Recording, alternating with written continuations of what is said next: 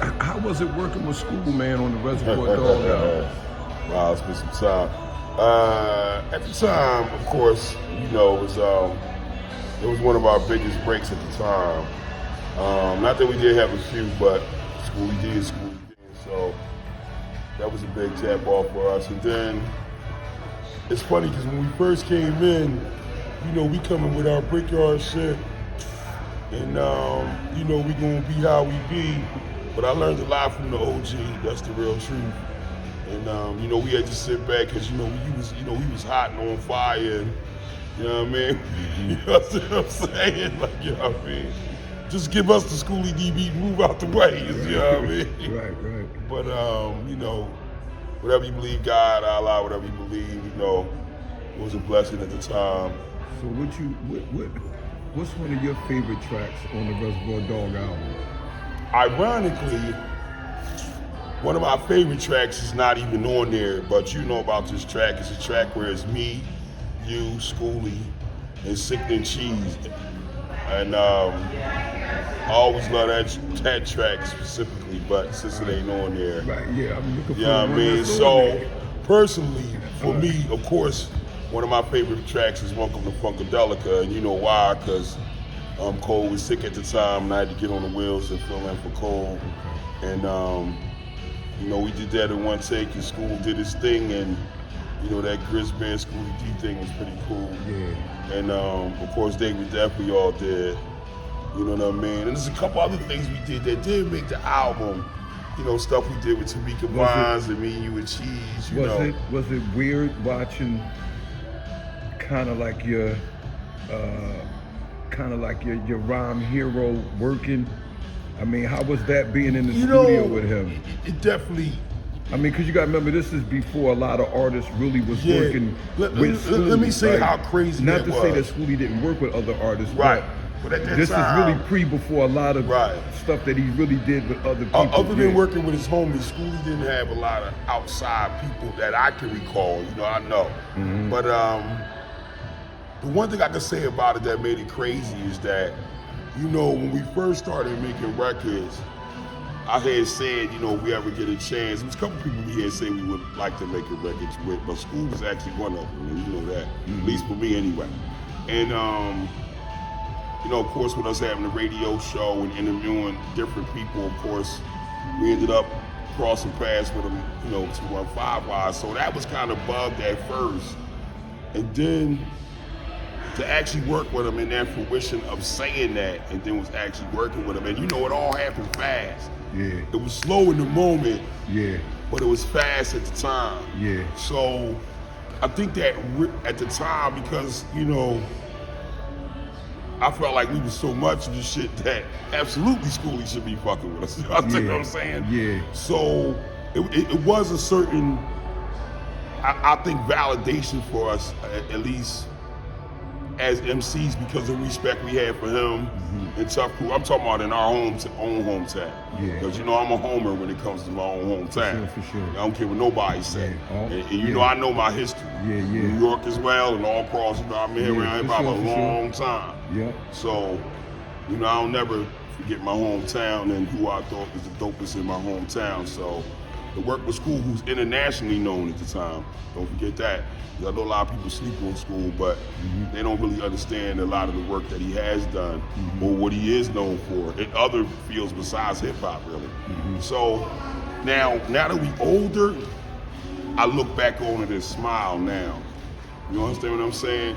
Because we had our career, we had our times, and God's still blessing us, Allah, whatever you believe. So what was the creative process for Date with Death? Date with Death came together kind of strange in the sense of that I believe it was for a movie, Date with Death, and I believe Forever is a Long Time, which is a track him and Cheese did. Okay. They both was for, I believe, vampire movies at the time, but you ask guys School because he was doing different soundtrack stuff. Yeah. So to try to stay within the realm of what he wanted and him to accept it was, you know what I'm saying? Because I've seen School make people do shit over.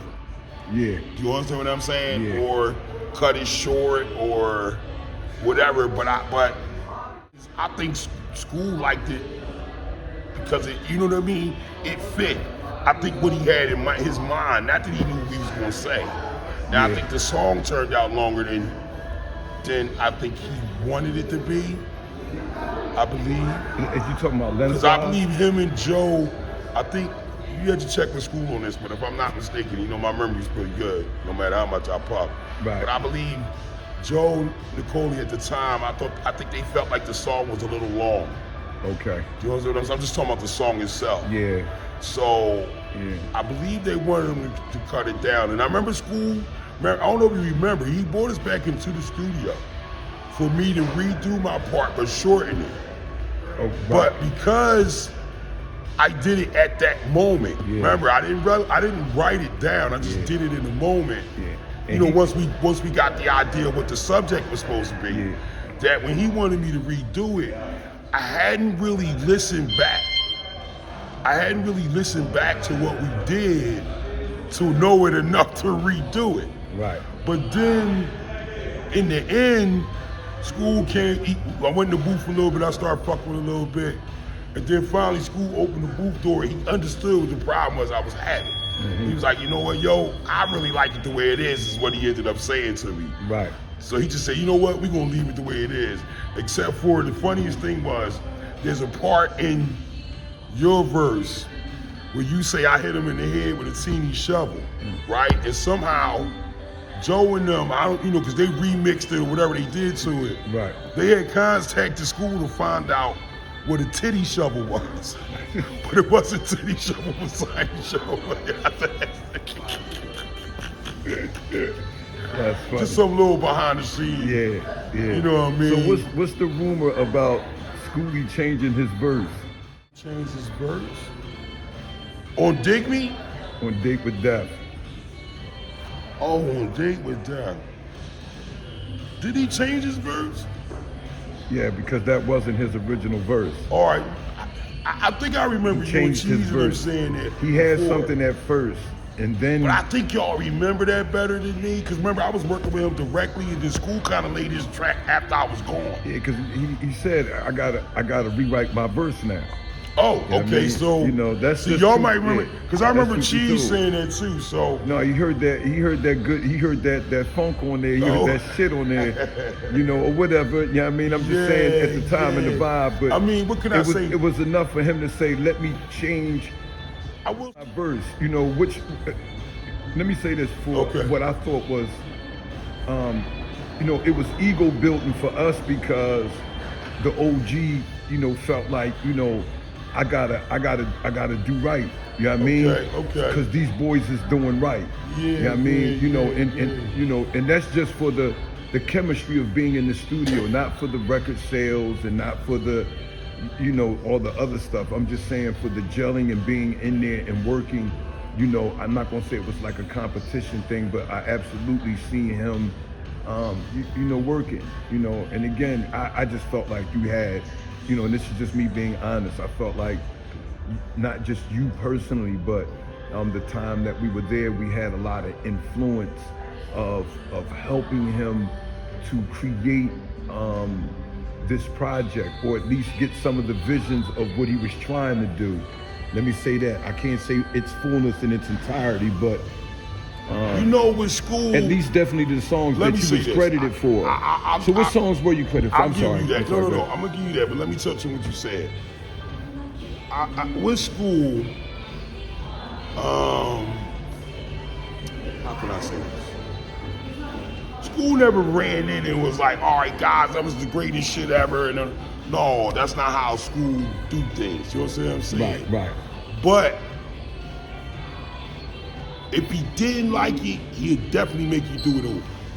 If you understand what I'm saying. Yeah. Or it's not gonna be there, period.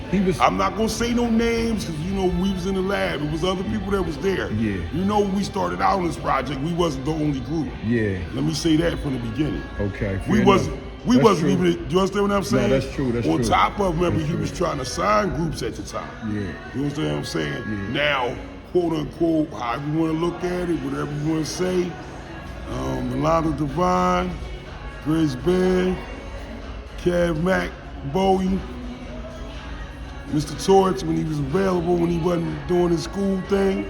You know what I'm saying? Yeah, because he still was in high Right. school at the time. And Smoking E. Horowitz and a few other people that was part of Brickyard. You understand what I'm saying? That brought us the success. So what I'm trying to say is, in all the people we worked with, when we did work with school, him, I think he definitely was influenced by our, I'm not gonna say that. I think it's just our brashness and our because I remember school been at it for a minute. Right. You know what I mean? So everybody that's around him is industry people. We kind of coming from the street. So how did he really get wind of who we were? Oh wow. You know, our initial thing was because we had the show. We had the show on WPB at the time, 88.1. If anybody was familiar with it. But me and P actually had 2 radio shows at the time. But we also was working for a newspaper, which is not around anymore now. Shout out to Josephine Harris, Josephine Jet. We called her Mama Job, but she used to have a newspaper called Hot Spice, and Sister Joyce, and so you know, a few people. They had this together, but it was part of the Metaphysical Co-op. But anyway, we had jobs as reporters for the paper. So in having jobs for reporters for the paper and working for WPB, it gave us access to meet people and talk to people and so on and so forth, which we need, you know, which helped us because we also had a music career going at the time. And so you really met school first. That's the, you know what I'm saying? That's the truth of it. Even though I was the big, we both was fans of him, but you know what I'm saying. Right. You met him first. And what it was is you was trying to get him on the show. Not the radio show, I'm sorry. We was trying to get him for the interview for the paper. Right. It was for Hot Spice and somebody else, but they conglomerated together. Y'all get the interview, we'll both print it. Okay. So you met him. Initially, we was down Rough House Records at Studio 4 with my cousin Swaz. Remember they had these singing group as Swaz and Cousin Brian. Shout out to them. Control Records. Right. They was working on, was it My True Love? It was either This My Fantasy or My True Love. It was a song they was working on. They did R&B stuff to check us out. Now I think school didn't put together that the radio guys, and the radio guys and the Brickyard Derelicts was all the same people. Yeah. He hadn't put that together yet. Yeah. Somehow, and you know this better than me, I can't fill in that part of the story. Somehow you got him to come down to dances. I don't know how you did that. At the same time, we ended up with a show they wanted somebody to open for this group, which I don't even remember their name now. But the video is online on YouTube. If you search around, you'll find it. Yeah, the New York dudes. The New York dudes, whatever they were. It was really about them. Brickyard 94 is where you find it. Brickyard 94 is how you can find it. Yeah. But it really was about them. I'm talking about that particular night of the thing. And then they kind of did like, I think an open mic night or, you know, other local crews could come on and then these bulls was going to be the bulls. Right. Somehow,